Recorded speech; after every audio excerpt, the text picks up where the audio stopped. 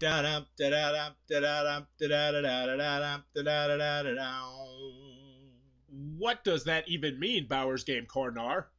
Ahoy there, YouTube! I'm back again today for another game review. And today we're excited to check out Chopstick, Dexterity, MegaChallenge 3000! For Mayday games, for 2 to 3 players, ages, I'd say about 8 plus. It'll take about 15 to 20 minutes to play. And in Chopstick, Dexterity, MegaChallenge 3000, you are going to be on a Japanese game show, I think it's Japanese, an Asian game show, where you're going to be trying to get stuff out with chopsticks as fast as you can, and it's fast and frantic, and things are going to fly everywhere, it sounds crazy! What do I talk about? Let's open it up and tell you. Alrighty then, we're going to take a look at what's going to get inside of Chopstick Dexterity Megachallenge 3000. First and foremost, we get our handy dandy rule booklet. It's 2 pages, double-sided, full color, full pictures, illustrations, examples, and it's a very well done rule booklet that you have to run in no time at all. Now before I get started, I do want to mention that there are 4 different game modes that you can play. I am only going to be talking about one in specific. I will be talking about the other ones in the pros and the cons, giving my thoughts on all the different game modes. So, we'll go over the gameplay, we'll go a little bit into the components. So in this game, you're going to be trying to get a specific, or sometimes a few specific, various different pieces that are nice, chunky wooden pieces out of here into your little bowl. And these bowls, these are high quality bowls, let me tell you. You're going to be doing that using, you guessed it, your chopsticks, which once again, very high quality chopsticks. These are not wood, these are like really thick plastic, and you cannot break these unless you're actively trying to, I would imagine. You're going to know what you're going to need to grab by flipping over these tokens right here. So these are some of the simple ones that will just have a single shape and a single color. However, there are also some wild ones which will do various different things, which we'll use in different game modes. And as you can see, a lot of those are multicolor. So, last but not least, you're going to have this big board right here, and this is used specifically for the final challenge round, which is the one that is 1, 2, or 3 players. And when you play at 1 player, you actually just kind of time yourself and you try and beat your score each time. It's actually a good, just a practicing with chopsticks activity. So, I'll show you the 1 game mode. Actually, I'll show you 2 because they're both really simple. So the first game mode is going to have you flipping over 1 token and then everyone trying to go specifically for that piece. Now normally all these pieces would be face down, but for this example we don't really need to do that. So you flip over this and then everyone would be going specifically for this and only this piece right here, which is the green thing. It's the thing. It's like a triangle-ish. So you grab your chopsticks, and at this point, it is just fast, frantic insanity of people trying to get the piece, and boom, I would have it, and I would get that point. Now that was pretty easy, and that was pretty easy because no one else was doing it.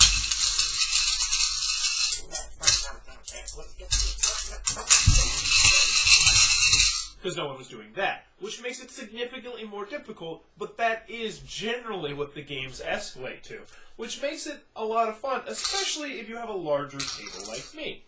So, the other game mode, which is very similar to this one, that we prefer to play, and spoiler alert, we'll talk more about my thoughts on the different game modes and the pros and cons, is very similar. You're going to flip over a token, and then you're going to get all of that shape and also all of that color. And this one actually makes it a little bit less fighty, where people are fighting each other, because there's a lot more pieces to go after. So now, I would be going for all greens and for all of that shape. And so you would just be like, haha, doing it like that, except... Anywho, you'd be trying to get them in there, not using your hands, obviously. And then you can use some greens as well. And let's just say that this guy had this and this, and he had this. So what happens in the event of a tie, you ask? Oh, I have 3, he has 3. Now, we're not going to look in here. There's actually more you can draw. But in the event of a tie, whoever has the exact same piece is the winner of the round. Now, my favorite aspect of this is, even if that person is not one of the 2 people that's tied. So, for instance, let's just pretend that this guy has 1, this guy has 3, and this guy has 3. This guy would win the round just because he had the right piece. Now you're saying that seems kind of cheap, but chances are, if you are losing the rounds consistently, that might be the only way you're going to get a token, because, well, we'll talk more about that in the pros and cons. But anywho, as you can see, it's kind of a crazy jumbled game, and that is how you play Chopstick Dexterity MegaChallenge 3000 in a jumbled nutshell. Alrighty then, Chopstick Dexterity MegaChallenge 3000 from Mayday Games. What are my final thoughts? Let's go to the pros, let's go to the cons. First on the cons side, the game is not going to be for everybody. This is a dexterity game, which is going to be a big turnoff to some people. People are just not going to like dexterity games. Also, this is a dexterity game where you can be much better at this game than someone else, and it is very, very noticeable. If you're playing a two-player game with someone who's not good with chopsticks and someone who's very good with chopsticks, the person that is very good with chopsticks is going to win just about every single time, which is unfortunate. Now, granted, once you play 3 players and if you mix up the rules and some stuff like that, then that will definitely even out the playing field. And there's even a rule in there that I mentioned in the middle part where if you have the exact piece and there's a tie, that can kind of cancel out that. But still, it is something to note. Also, very restricted player count, 1 to 3 players. And when I say 1 player, you're going to need a sand timer. Mine didn't come with a sand timer. I'm not quite sure if your guys will. I don't think so. But I'll talk more about that in the other things. So, 1 to 3. The 1-1 though, the 1-player game is more just practicing with chopsticks. That's really what it is, which is great if you're trying to learn how to use chopsticks. But as a solo game, it's pretty meh. Before we move on to the pros, I do want to give my thoughts on all the different game modes because there are 4. Granted, one of them is the same as the other one. First is the preliminary game. This is the one where this is the one we like the best, where you reveal a symbol and then you try and get that color and that shape as well. That is without a doubt our favorite. And the main reason it is our favorite is because we house rule the game. We ignore some of the rules in the back, which says you should not make physical contact, you shouldn't try and knock things out of people's hands, because we like, we're rough housing. We like to make this game a little bit of a rough game. We also leave stuff on the table so that people are fighting all over the table, they're flying everywhere, and it is a house rulable game, without a doubt. I don't think that really changes the our impression of the game, even though it does make it a little bit more fun, I think. So, that version of the game is, without a doubt, my favorite, just because there's a lot of stuff in the bowl to go for. So even if someone's weaker at chopsticks, they can kind of just, maybe something will fly out of the bowl, and then they can just sit there and just get frustrated trying to pick it up and start doing, like, this trick right here. And that is frustrating, but it's fun at the same time. Now, the second game mode, which is probably my second favorite, is the championship game mode, which goes with both 2 and 3 contestants. In the 2-contestant game, you are just going to be trying to find a very specific piece. And this one is a good one. This was a fun one. It does lead to some battles, and this and that. I will say, though, this one, it is a lot more obvious. If you are not good with chopsticks, that you're going to lose, most likely. So that is unfortunate. There's also a 3-player championship game mode variant, which I didn't like at all, which essentially means the person who won the last round sits out the next round. And I understand that this is there to kind of mitigate the problem of someone being really good with chopsticks, but at the same time, it just seems like kind of a cheap way to do it, because it's like, yeah, you just sit there, you don't have any of the fun this round. So I didn't really like that in particular, but I do understand it does actually do its job, though, of trying to even the playing field, which is good. Last but not least is the final challenge round, which uses this one, and it's boring. It really is, at least in my personal opinion. I did not like it, because it's just, you just sit there and you watch them do it. And it takes a while, especially if someone's not good at it. It's like,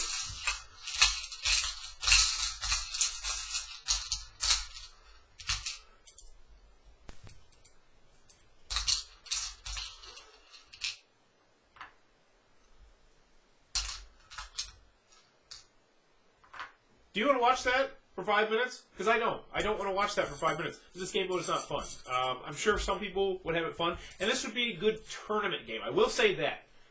As a game night game, I didn't like this version, the final challenge round. But as a tournament game, I think this would be an outstanding tournament game. Listen up, Mayday Games. If you guys ever have a tournament, the final challenge round of this would be a fun one. You have a big old timer in the background, and if you're hoping to do it as a tournament game, that's different. But as a game night game, I didn't like it. Because anything that's going to knock 2 people out, so it's just 2 people watching a solo game, is not something that I think I am the biggest fan of. So, any other cons I have with this? Doesn't come with a sand timer that I didn't see. It's not going to be for everybody. I mentioned all that stuff. Moving on to the pros. Despite the fact I really harped on this game, it sounded like I had a lot of cons. This game is outstanding. This game is fantastic, and I highly recommend this game if you routinely hit 3 players. If that's a routine player count for you, this is no-brainer. Get this game. It's one of the funnest dexterity games out there. in my personal opinion. But granted, we also get rough and tumble, which is not exactly the game way the game was designed. Also, if you're looking for a family game, you have a family of 3, boom, no brainer. This is a game that you need to have on your shelf. No doubt about it. Now, granted, this is going to be an older family game. You want to make sure your kid is going to be able to use Chopstick because they could get frustrated with this. Like me, I would love to introduce it to my son, but he's not going to have any fun at all because we can't use Chopsticks. So this is an older family game, but that being said, everyone I've played this with has had fun. We're up to about 15 to 20 people now who I've played this game with, and every single person has had fun. Nearly every time we've ended up playing at least 2 or 3 games of it, just because it's just a blast. It is pure and simple fun. I can't believe that Chopsticks could be this fun. We do always play the game mode most of the time. The wild tokens are okay, but they just break things up. I'm not the biggest fan of the wild tokens, to be honest with you. We do play with them, though, sometimes, but most of the time, especially when I'm first teaching them, I just keep it simple, because that's another great thing about this game. Easy to learn, easy to teach. You can teach this game in under a minute, which is always fantastic. Hey, I'm going to flip this up. Find everything in this color, or find everything of this symbol, or just find this specific piece, and you win the game, put it in your little bowl. There it is. I just taught you how to play the game, and that's great. So overall, Chopstick Dexterity MegaChallenge 3000. It's not going to be a game for everybody, and some of the game modes are stinky. I just didn't like them. Now, it's nice that they're an option, that they're there, but you most likely are always going to go to the 2 bread and butter ones. That being said, it's a fantastic game, and you need to own it if you routinely hit 3 players and you don't hate dexterity games. So that is Chopstick Dexterity MegaChallenge 3000 for Mayday games. For me personally, the only thing holding it back from Bauer's Best Seal is the restricted player count. Fantastic game. Definitely one you're going to want to check out if you like dexterity games. If you enjoyed this video, please try to click on the subscribe button down below and in the comments below. Let me know. Nuclear apocalyptic wasteland. What's the first thing you're grabbing out of your house? We just been bombed. Everything's going crazy. There's sand everywhere. What is the first thing that you are going to grab out of your house?